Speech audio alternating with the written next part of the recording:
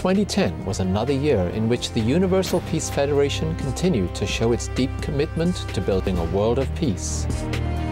UPF carried out over 200 activities in almost 80 nations, many of them in support of the United Nations mission.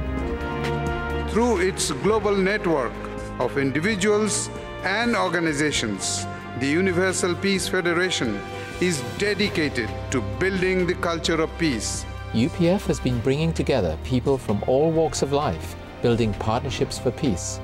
Government leaders, faith leaders, academicians and women leaders, youth leaders, business leaders from the private sector, all are needed to work together collaboratively.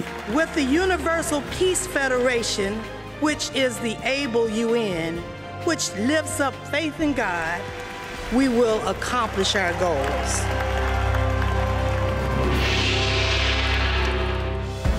International leadership conferences held in over 20 nations inspired prominent figures with the founder's vision of one family under God.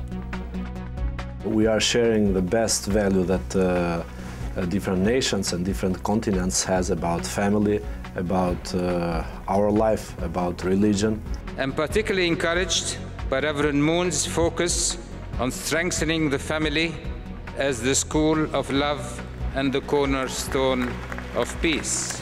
Legacy of Peace events were held around the world to honor men and women who had devoted their lives to peace and to mark their passing into the afterlife.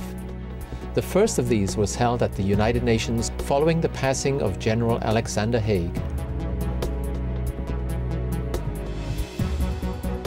All 12 regions of UPF held events throughout 2010 to commemorate special UN Peace Days. We are grateful that the region took upon themselves to celebrate and to augment the work of the United Nations in more than 80 nations with over 200 events.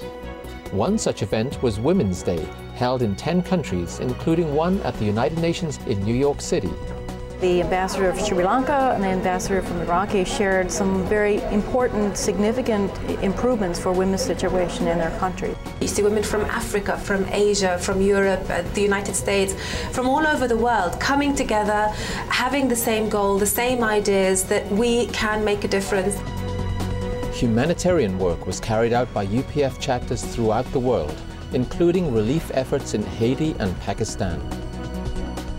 An exciting event was held in New York to mark Africa Day, which also celebrated the 50th anniversary of independence for 17 African nations.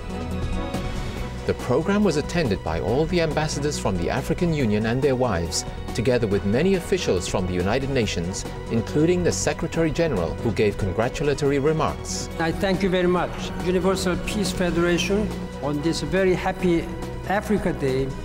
Let us rededicate ourselves to our partnership in the pursuit of peace and progress for all Africa's people. To mark the 10th anniversary of the UPF founders' call for the creation of an Interfaith Council at the UN, UPF held a series of consultations on this issue. Liberals and fundamentalists in all three faiths must build bridges and attempt to avoid future confrontations. An interreligious council at the UN could assist them by holding conferences, workshops, etc., designed to reduce tensions. We gathered in various nations around the world, experts in the field of religion and diplomacy, to reflect upon Reverend Moon's initial proposal, also examining the good steps forward that have been taken at the UN with a series of resolutions that are gradually building toward the establishment of an interreligious council within the United Nations system. Under the guidance and vision of its international chairman, UPF continues to pursue its interfaith work. A tour to visit sacred sites around the world was launched, with particular emphasis on the Middle East. Interaction with religious leaders is very full of love and heart and a desire to inherit the rich tradition and to cooperate, collaborate into doing something great. A series of world assemblies gathered delegates to further promote an interfaith presence at the UN. 194 nations have decided to gather here to reach at solutions that are going to give the world peace. I worked in the UN for more than 30 years. To see such a large effort from the grassroots to support the UN, I feel that to reach peace, it is possible in my lifetime. In order to usher in a new era of universal peace, and in order to establish a United Nations that brings an end to war, conflict, poverty, suffering, and injustice, we must receive God's word and God's guidance, and we must know God's providence. That is why we gather here tonight at this World Assembly. UPF's founder appealed to all present to continue striving for peace and unity in their nations. He gave a dynamic, inspired speech, calling us to look deep within ourselves as well as to think about the world situation and how UPF can be that agent of change.